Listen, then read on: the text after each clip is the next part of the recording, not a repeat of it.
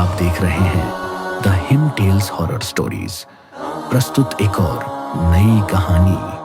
शाम का वक्त था। सारिका अपनी ऑफिस की डे शिफ्ट पूरी करके ऑफिस से निकली ही थी तो उसने देखा कि बस स्टैंड के पास लोगों की भीड़ जमा है।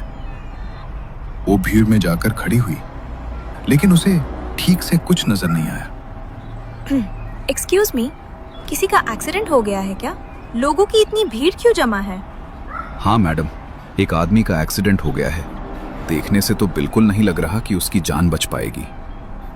सारिका ने अपनी मास्टर्स करने से पहले नर्सिंग का कोर्स किया था, लेकिन अस्पताल की नौकरी उसे रास नहीं आई, इसलिए उसने अपनी फील्ड बदल ली।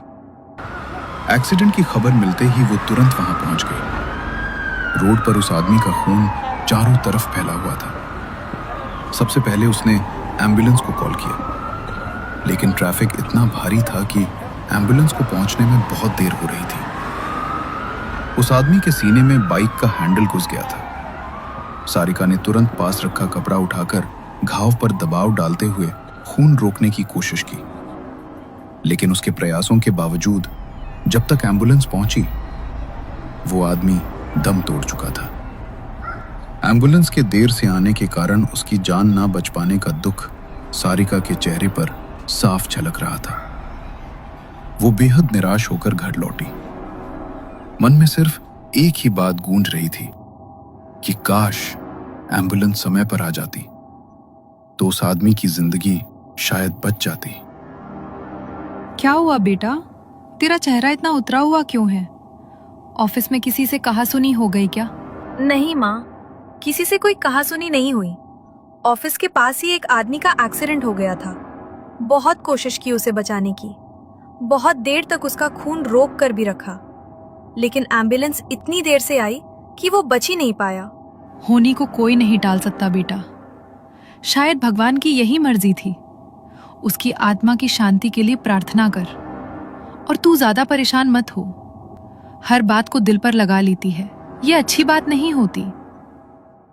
सारिका बहुत ही भावुक स्वभाव की लड़की थी। किसी का भी दुख देखकर वो उसे अपने दिल में उतार लेती थी, लेकिन इस बार हादसा उसके सामने हुआ था। उस आदमी का अंतिम सांस लेना, उसके हाथों में खून रुकवाने की बेबस कोशिश, ये सब उसके दिमाग में गहरा असर छोड़ गया। ऐसी घटना किसी के सामने हो जाए तो वो पल बार बार याद आता है, दिमाग पीछा नहीं छोड़ता। सारिका के साथ भी यही हुआ। वो दृश्य उसकी आंखों के सामने घूमता ही रहा, और इसी वजह से वो रात भर सो नहीं पाई। करीब 3 बजे जाकर कहीं उसकी आंख लगी। संडे का दिन था, इसलिए किसी ने उसे जगाया भी नहीं। जब वो सोकर उठी, उसका सिर भयंकर दर्द कर रहा था। शरीर इतना भारी लग रहा था कि जैसे वो उसका बोझ उठा ही नहीं पा रही। दोपहर के करीब 12 बज चुके थे। जब वो कमरे से बाहर नहीं आई तो उसकी मां चिंता करते हुए उसके कमरे में आ गई। सारिका अपने सिर पर कपड़ा बांधकर चुपचाप बैठी हुई थी, चेहरा उतरा हुआ, और आंखों में सारी रात की थकान साफ झलक रही थी। अरे क्या हुआ तुझे? सर में दर्द हो रहा है क्या? दवाई ला कर दूं? हाँ माँ, बहुत तेज सर दर्द हो रहा है। शरीर भी बहुत भारी लग रहा है। पता नहीं क्या हो गया है। लगता है तुझे नजर लग गई है। कितनी बार कहा है बाल खोलकर बाहर मत जाया कर। ऊपर से तेरा वो परफ्यूम। कर वो हादसा हुआ था, पता नहीं उसी की वजह से तो ये सब नहीं हो रहा। रुक, मैं अभी घर में लोबान का धुआं कर देती हूँ और तेरी नजर भी उतार देती हूँ। सारिका की मां ने मिर्ची से उसकी नजर उतारी। जब मिर्ची को आग में डाला गया तो धुआं बिल्कुल नहीं हुआ। यह देख सभी को लगा कि शायद सच में उसे नजर ही लगी थी। घर की शुद्धि के लिए सरला ने लोबान का धुआं भी कर दिया। शाम तक सारिका की तबीयत बिल्कुल ठीक हो गई। रात को उसने घर वालों के साथ मूवी भी एक देखी, और अगली सुबह ठीक ठाक ऑफिस निकल गई। लेकिन रात को जब वो घर लौटी तो फिर वही हालत। सर में तेज दर्द, शरीर में भारीपन, और इस बार इतना ज्यादा कि वो घर आते ही खड़ी भी नहीं रह पाई। ना उसने खाना खाया, ना किसी से बात की।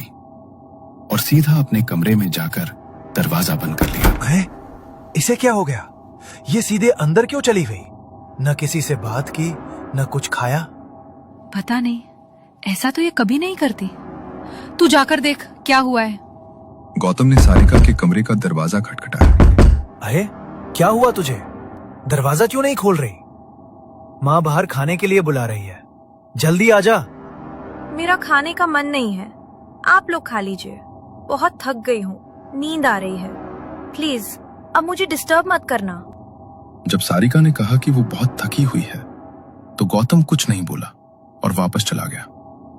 लेकिन अगली सुबह जब सरला उसके कमरे में पहुंची, सारिका को देखकर उनकी आंखें फटी की फटी रह गई। जो सारिका कल तक बिल्कुल ठीक लग रही थी, आज उसकी आंखों के नीचे गहरे काले गड्ढे पड़ चुके थे और वो दीवार की ओर टकटकी लगाकर अपने आप ही मुस्कुरा रही थी। तू पागल हो गई है क्या? भला कोई ऐसा मजाक करता है? आज के बाद मेरे साथ ऐसा भद्दा मजाक करने की जरूरत नहीं है। गुस्से में सरला वहां से चली गई। उसी वक्त सारिका के फोन की रिंग बजी। स्क्रीन पर रोहन का नंबर चमक रहा था।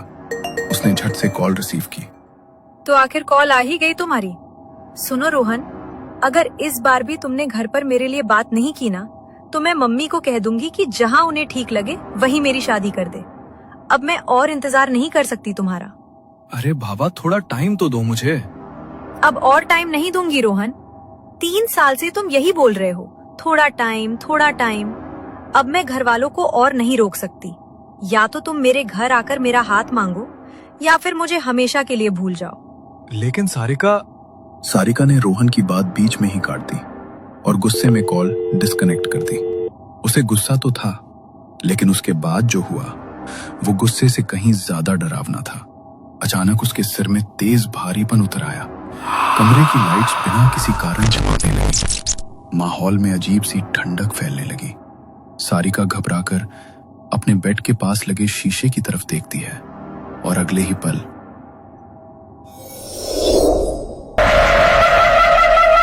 बल्कि एक लंबी भयानक काली आकृति दिखाई देती है। वो परछाई ऐसे खड़ी थी जैसे कई देर से उसे घूर रही हो। डर इतना गहरा था कि उसके मुंह से आवाज भी नहीं निकली। चीख अटक गई, सांस रुक गई और अगले ही पल वो अपने ही बिस्तर पर बेहोश होकर गिर पड़ी। सुबह उसके फोन की रिंग बजती है तो अचानक से वो हड़बड़ाकर उठती है। फोन पर रोहन की कॉल आ रही थी। वो हाफते हुए उसकी कॉल उठाती है। हेलो हेलो सारिका, कल रात तुम्हारी बात के बारे में सोचा मैंने। तुम्हारा कहना भी ठीक है। मैंने फ्लाइट की बुकिंग कर ली है। कल मैं तुम्हारे घर शादी की बात करने आ जाऊंगा। ठीक है रोहन, मैं मम्मी को बता दूंगी। क्या हुआ सारिका, तुम इतना हाफ क्यों रही हो? तुम्हारी तबीयत तो ठीक है ना? हाँ, बस वो तुम्हारी कॉल से मेरी आँख खुली और एक बुरा सपना देखा तो थोड़ी घबरा गई थी। तुम ध्यान से आना। सारिका ने कॉल कट की और अपनी मम्मी को रोहन के आने के बारे में बता दिया। अगले दिन रोहन अपनी फैमिली के साथ सारिका के घर आने वाला था, इसलिए सुबह से ही घर में सारी तैयारी शुरू हो गई थी। सारिका अपने कमरे में तैयार हो रही थी, तभी उसके कानों में एक अजीब सी आवाज पड़ी, जैसे तो कोई बहुत धीमी सी आवाज में उसे कुछ कह रहा हो। उसने थोड़ा जोर डाला तो उसे वो शब्द बिल्कुल साफ सुनाई दिए। सारिका, मैं तुम्हारा साथ कभी नहीं छोड़ूंगा। तुम जहां भी जाओगी, मैं अपने आप तुम्हारे साथ आ जाऊंगा। उस भयानक फुसफुसाहट को सुनकर सारिका जोर से चीख पड़ी। उसकी चीख सुनते ही उसकी माँ घबराकर उसके कमरे में भागी। सारिका, क्या हुआ तुझे? इतनी जोर से क्यों चिल्लाई? माँ, पता नहीं, मुझे कुछ दिन से बहुत अजीब लग रहा है।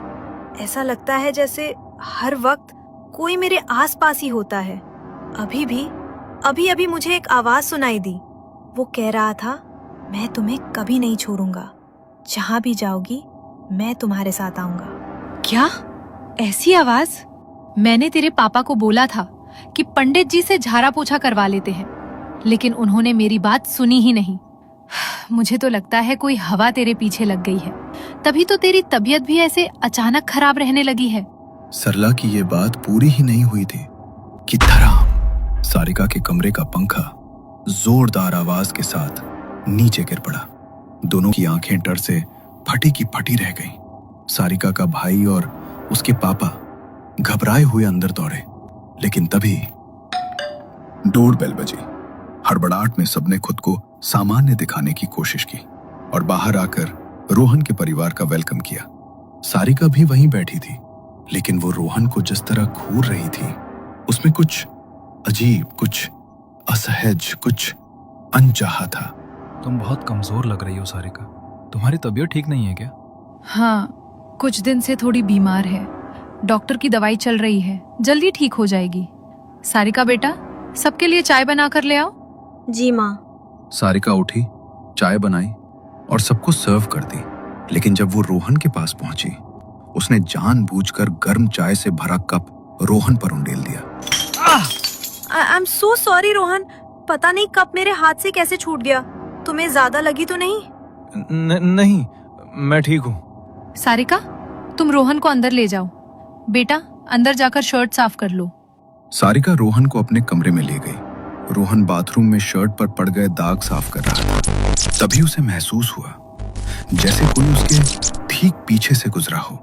उसने फौरन पीछे मुड़कर देखा, पर वहां कोई नहीं था। जब उसने फिर चेहरा आगे किया तो उसे लगा कि एक काली छाया उसके सामने से झट से गुजर गई। रोहन का दिल तेजी से धड़कने लगा। वो जल्दी से बाहर आया। सारिका आईने के सामने बैठी थी, एकटक खुद को देखते हुए, हीरे की तरह ठंडे चेहरे के साथ अपनी उंगलियों से बाल संवार रही थी, जैसे किसी और दुनिया में हो। अरे, तुम खुद को इस तरह एकटक शीशे में क्यों देख रही हो? पता नहीं क्यों, लेकिन आज तुम्हारा बर्ताव बहुत अजीब लग रहा है मुझे। इतने सालों से तुम्हें जानता हूं, पर आज जिस सारिका से मैं मिल रहा हूं वो मेरी सारिका लग ही नहीं रही। ठीक कहा तुमने, मैं तुम्हारी सारिका नहीं हूँ। क्या मतलब? मेरा मतलब है मिस्टर रोहन, जब तक हमारी शादी नहीं होती तब तक मैं तुम्हारी नहीं हूँ। मुझे अपना बनाना है तो पहले शादी करनी पड़ेगी ना। ओ, तो ये बात है। फिर तो झट मंगनी पट शादी करूंगा मैं तुमसे। वैसे तुम आज बहुत सुंदर लग रही हो। रोहन प्यार से सारिका के बाल सहलाने लगा, लेकिन हर बार उसकी उंगलियां सारिका को छूती, सारिका के चेहरे पर एक बेचैनी, एक अजीब सा गुस्सा उभर रहा था। अचानक उसकी गर्दन अजीब तरीके से अकड़ने लगी, जैसे कोई अदृश्य ताकत उसे मोड़ रही हो। उसकी गर्दन टेढ़ी हो गई, अस्वाभाविक ढंग से। रोहन की सांसें रुक गईं। ये क्या हो रहा है तुम्हें? सारिका, तुम ठीक हो ना? ये क्या कर रही हो? टेढ़ी गर्दन के साथ सारिका ने रोहन को देखा और एक भयानक, अस्वाभाविक मुस्कान उसके चेहरे पर फैल गई। रोहन डरकर पीछे हटने लगा, लेकिन तभी सारिका ने झपट कर उसकी गर्दन पकड़ी। उसकी पकड़ इतनी कस थी कि रोहन की सांसें रुकने लगी। घबराकर उसने पूरी ताकत से सारिका को धक्का दिया और सारिका का सिर बेड के कोने से टकराया। धप, उसके माथे से खून निकलने लगा और वो वहीं फर्श पर गिरकर बेहोश हो गई। सारिका, ये क्या हो गया तुम्हें? रोहन की चीख सुनकर परिवार दौड़ता हुआ कमरे में आया। सारिका के माथे से तेज खून बह रहा था, तो सब उसे तुरंत अस्पताल लेकर गए। चोट थोड़ी गहरी थी, लेकिन अब खतरे की कोई बात नहीं है। मैंने बैंडेज कर दी है, कुछ देर में होश आ जाएगा। लेकिन एक बात समझ नहीं आई रोहन, सारिका को चोट लगी कैसे? कहीं तुम दोनों में बहस तो नहीं हुई? तुमने धक्का तो नहीं दिया? नहीं, मैं तो बाथरूम से बाहर आया तो सारिका पहले से ही गिरी हुई थी। मैं घबरा गया, कुछ समझ नहीं आया, फिर आप लोग आ गए। डर और शर्म से रोहन ने सच किसी को नहीं बताया कि वो डर कर सारिका को धक्का दे बैठा था। थोड़ी देर बाद सारिका को होश आया। सब उससे मिलने अंदर गए, लेकिन रोहन की हिम्मत नहीं हुई उसके पास जाने की। रोहन, तुम भी जाकर देखाओ, तुमसे मिलकर उसे अच्छा लगेगा। हाँ माँ। रोहन धीमे कदमों से कमरे में गया। सारिका आंखें बंद किए पड़ी थी। उसे देख उसका दिल भारी हो गया।